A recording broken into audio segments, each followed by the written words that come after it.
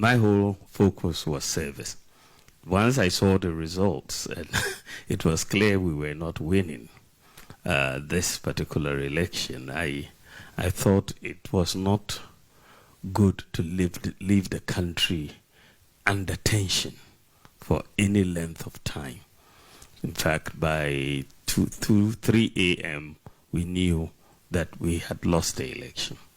The Electoral Commission was going to take a few days to get to that conclusion, but our own collation, the data that we got from all the polling stations, was clear that we were not going to win this election.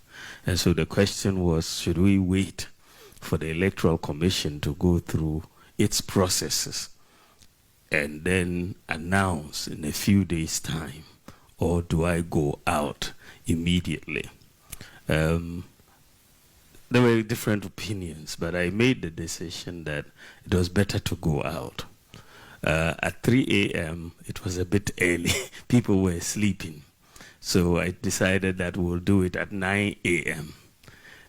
On Sunday morning. And so we gathered the press, and then I made my announcement that morning to say, you know, my opponent had won decisively, and we are conceding the election.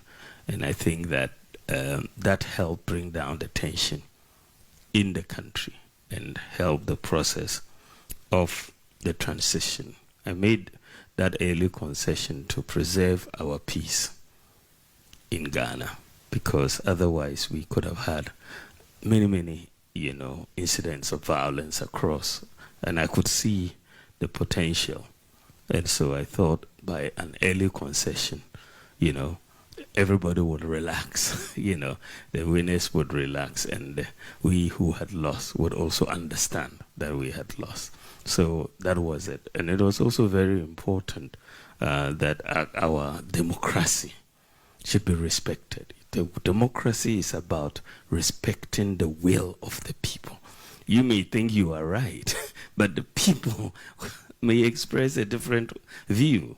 And so once the people say, this is what we want, that is it. It's no ifs or buts.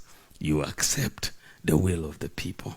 And that is it. So for me, it was very simple, because the people had expressed their views by voting in one direction, and we had to accept it.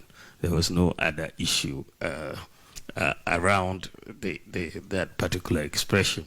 Then, you know, I was also very concerned about the economy, because you know that foreign investment is very key to this country's economic growth. Any incidents of instability destroys confidence of foreign investors in any economy. And we have been trying to resuscitate this economy since COVID and all of that. And it was just too critical a time to allow instability into our country. It would deter. It takes a long time to recover confidence if it is lost.